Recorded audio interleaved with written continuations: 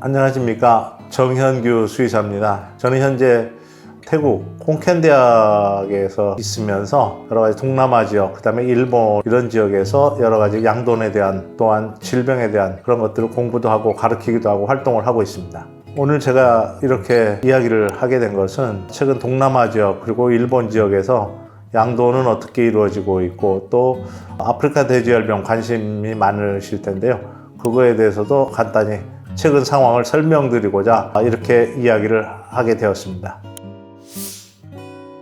최근 일본의 역시 관심사는 CSF 돼지열병이라고 하죠. 지난 5월 달 26일하고 28일 연속해서 발생한 케이스가 있는데, 두 농장 다 16,000두가 넘고 그 다음에 17,000두가 넘는 그런 큰 농장들이었습니다. 그래서 굉장히 당황스러워하고 있고, 일본에서도 6월 6일에 큐슈 지역에서는 최초로 멧돼지에서 CSF가 발생이 됐습니다. 그 큐슈 지역은 섬인데 어떻게 여기 멧돼지가 CSF가 발생이 됐을까?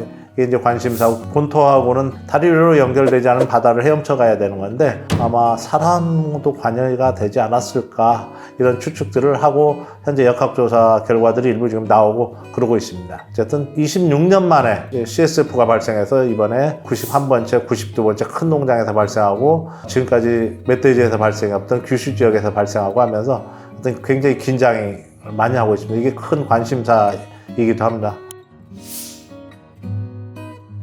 최근에 일본에서는 성적에 대한 문제도 굉장히 관심이 많습니다. 작년에 170개 농장 정도가 전산 경영을 하고 기록을 하면서 하는 그룹이 있는데, 그 멤버들 중에서 1등한 농장이 MSY가 33두가 넘었습니다. 근데 이번에 지난 금년도 5월 말까지 성적만 보면 작년보다 1두씩 더 높아졌습니다. 그래서 1등한 농장이 34두가 넘었고요. 2등한 농장도 33두가 넘었습니다. 그래서 전체적으로 보면 이번에 전산 기록한 농장 봐도 30두가 넘는 농장에 약 10% 이상이 성적이 잘 나오고 있습니다. 그래서 일본은 역시 최근에 관심사는 성적이 계속 상승하는 문제, 그 다음에 돼지열병이 계속 발생하는데 이게 전국적으로 더 확산하지 않을까 하는 그런 문제가 제일 큰 관심이 되겠습니다.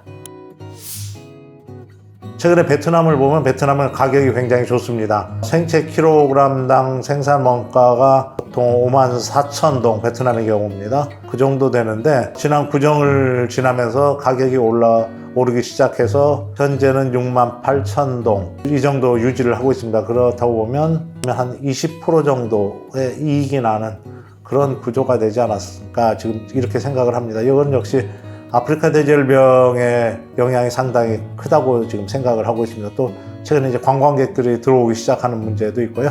그래서 역시 아프리카 돼지열병이 계속 관심이 많습니다. 베트남에서는 백신을 일부 시판을 하고 있습니다. 그렇지만 전면적으로 많은 농장들이 현재 사용하는 건 아니고, 특히 이제 모돈하고 포유자돈에는 사용이 안 되기 때문에 그런 문제들도 합쳐서 여러 가지 고려할 점들이 많기 때문에 아직은 그렇게 백신 사용이 많이 늘지는 않고 있지 않는가, 이렇게 지금 생각을 하고 있습니다. 태국 같은 경우는 ASF에 비교적 잘 대응을 하고 있는 나라라고 볼 수가 있는데요. 태국은 지난해에 총 사육두수 500마리 이상 되는 농장에서는 수의사를 전담해서 계약을 한다든지 이렇게 하는 제도가 시작이 됐고, 그 외에도 농장의 방역이라든지 이런 걸 정부가 일정한 기준을 정해서 GAP라고 얘기했는데, HACCP하고 거의 비슷한 제도가 되겠습니다. 기준을 정해서 여기에 꼭 맞춰야 사육할 수 있게 하고, 여러 가지 이런 제도들을 도입을 하면서 태국에서는 조금 줄어들고 있지 않은가, 이렇게 지금 생각이 됩니다. 특히 태국은 CP라든지 베타아그로 같은 기업이 큰 비율을 차지하고 있기 때문에 아마 방역은 좀 유리하지 않을까. 다만 이제 적은 농장들은 어떻게 관리할까, 이런 문제들이 있고, 금년도부터는 규모가 작은 농장에 대해서도 방역 모델 사업을 지금 시작을 하였습니다. 태국이 비교적 잘 하고 있는 부분에서 우리가 벤치마킹 할 부분은 역시 사람에 대한 관리입니다. 차량에 대한 관리도 그렇고, 사람은 꼭 샤워를 제대로 하고 꼭 확인해야 농장 안에 들어갈 수 있는다든지, 그 다음에 현장에 들어갈 때는 한 번 더 샤워를 해야 된다든지, 관리자가 이동을 자기가 담당하는 관리 저기에는 가지 못하게 한다든지 이런 것들 여러 가지가 있고, 태국이나 베트남에서 최근에 크게 나타나는 거는 출하돈사 운영입니다. 농장에 출하할 돼지가 있으면 농장 밖에 1km, 2km 떨어지는데 별도의 어떤 계류장을 만들어 놓고 거기까지는 농장 전용 차량으로 갖다 놓으면 그 출하차는 거기까지만 왔다 가게 되고 이런 것들이 있습니다. 그 다음에 사료차도 최근에는 농장에 거의 못 들어가게 합니다. 그래서 농장 밖에만 사료차가 들어와서 사료를 덤핑할 수 있게 이렇게 하는 것도 많이들 있습니다. 이런 부분들은 좀 벤치마킹을 해야 될 부분들이 상당 부분 있다고 지금 생각이 됩니다. 최근에 중국 관심사도 역시 아프리카 돼지열병입니다. 아프리카 돼지열병이 예전하고는 틀린 형태로 좀 나오고 있지 않나 이런 얘기들이 지금 계속 있었고요. 백신 개발이 관심이 많습니다. 그래서 제가 농담처럼 중국의 FAO에 참석했던 전문가들하고 얘기를 해보니까 빠르면 1년, 늦으면 5, 6년 얘기를 하는데 자기들도 그거에 대해서는 잘 확신할 수 없다. 이제 그런 정도 얘기를 하고 있습니다. 이제 그리고 외부에서 유입되는, 농장으로 유입되는 그런 물을 통한 것도 나온 케이스도 있고, 그래서 어떤 물에서 쉽게 바이러스를 검출할 수 있는 방법들에 대한 연구, 그 다음에 뭐 공기 전파는 이건 안 된다고 알려져 있지만 같은 농장 안에서 10m, 20m 정도는 배기팬하고 익기팬이 가까이 있다든지 여러 가지 형태로 그런 정도는 얘기들이 있었고요. 새로운 형태의 바이러스, 그러니까 백신 바이러스가 됐든 만성형하고 급성형, 고병원성이 합쳐져서 새로운 하나의 돼지의 개체 안에서 새로운 형태의 바이러스가 만들어지는 이런 것들에 대한 굉장히 우려를 굉장히 지금 많이 하고 있는 것을 볼 수 있습니다. 이제 중국에서 주로 이제 많이 발생이 되고 있는데, 그 만성형하고 급성형, 우리 고병원성, 국내에서 발생한 거하고 비슷한 타입이 되겠습니다. 이것들이 두 가지가 중국에서는 혼합해서 이제 발생이 되고 있는데, 이런 형태가 하나의 개체에 동시에 감염이 됐을 때 또 다른 바이러스가 나오지 않을까, 어떤 새로운 형태, 그래서 기존하고는 틀린 형태의 증상이라든지 새로운 변이 같은 게 되겠죠. 그런 거가 나오면 향후에 방역이라든지 백신 개발에 어려움이 있지 않을까. 이미 이제 이런 현상들은 많이 얘기가 되고 있고 합니다. 또 하나는 제가 지난 5월 초에 FAO, 유엔 식량농업기구 ASF 전문가 회의에 참석을 했었습니다. 거기서 나왔던 얘기들이 보면 만성형도 피해가 크다, 그런 얘기를 합니다. 왜 그러냐면 아프리카 돼지열병이 이제 면역하고도 관련이 되기 때문에 그렇습니다. 그래서 아프리카 돼지열병이 왔고 그 다음에 호흡기 질병이 있는 농장에서는 굉장히 피해가 큰 그런 케이스들이 있습니다. 그래서 지난번에 그 FAO 회의 때 나왔던 얘기는 만성형이나 급성형, 그러니까 저병원성이나 고병원성이나 피해는 똑같다, 이런 얘기도 있었던 거를 주목을 해야 되겠습니다.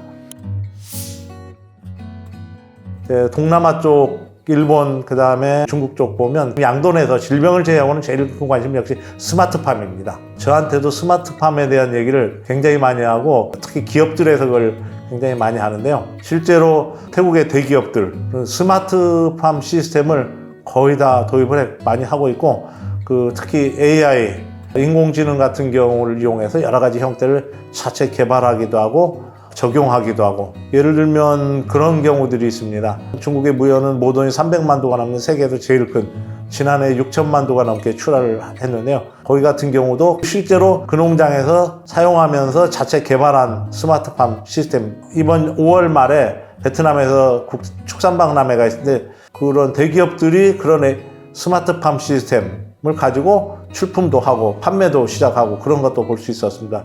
그의 또 큰 흐름은 피내 접종입니다. 무침 피내 접종이 되겠는데요. 무침 피내 접종을 국내뿐만 아니라 무연에서는 직접 연구 개발해서 시판하려고 이번에 전시에 출품까지 했고, 자기들은 아마 거의 백신 다 피내 접종으로 거의 다 바꿨다. 태국에서도 그런 걸 제가 많이 봤습니다. 큰 기업들은 그런 것들을 많이 봤는데, 동물 복지, 주사침 문제, 그 다음에 스트레스 때문에 출하일령이 늦어진다든지 여러 가지 이런 문제, 효과 문제를 생각해서 피내 접종에 대한 연구를 태국에서 굉장히 많이 하고 있고, 우리나라에서도 그 연구가 굉장히 많이 연구를 하고 있고, 선두주자격으로 지금 그런 주사기도 개발하고 있는데, 이런 것들이 굉장히 큰 흐름이지 않을까 이렇게 생각을 합니다. 우리나라에서 아프리카 돼지열병이 만약에 확산이 됐을 때 어떻게 해야 되는가를 더 배우고 싶었고, 발생한 지역에서 비발생 농장과 발생 농장의 차이는 뭘까, 이런 여러 가지 형태를 경험하고 연구하고 조사해서 우리나라의 어떤 방역에 도움이 되고자 해서 이렇게 동남아에 가게 됐습니다. 금년 초부터는 현재 태국에 있는 콘켄 대학이라는, 태국에서는 아마 굉장히 크고 유명한 대학인데, 거기 수의과 대학에서 현재 돼지 질병을 연구도 하고, 태국 쪽, 베트남 쪽에 큰 기업들이 많기 때문에 기업 농장들을 방문하면서 같이 미팅도 하고, 그쪽에서 어떻게 하는지 같이 경험도 하고, 거기 상주를 하면서 대학에서 아이들 가르치기도 하고 같이 연구를 하는 이런 일들을 하고 있다 보니까, 어떻게 보면 주류에 들어가서 여러 가지 이런 기업이라든지 이런 것들을 하고 있는데, 태국에서도 굉장히 주목하고 한국에서 수의사가 와서 학교에도 있으면서 이런 활동을 하고 있구나, 굉장히 관심을 많이 가지고 저를 자주 찾아오고 응원도 하고 있습니다. 향후에도 이런 걸 계속하면서 우리나라에 도움이 되는 일들이 뭔가 전달을 하고, 지금 베트남은 많이 진출했는데 태국이나 일본은 한국 기업이 진출한 곳이 거의 없다고 보면 됩니다. 또 그쪽에서 진출하고 싶은 그런 분들을 제가 능력껏 한번 돕고, 막 그런 일들을 저는 계속 하려고 합니다. 제가 오늘 여러 가지 말씀을 드렸는데, 앞으로도 이런 기회가 되면 언제든지 새로운 소식, 또 새로운 그쪽의 동향들을 전달하도록 계속 노력을 하도록 하겠습니다. 감사합니다.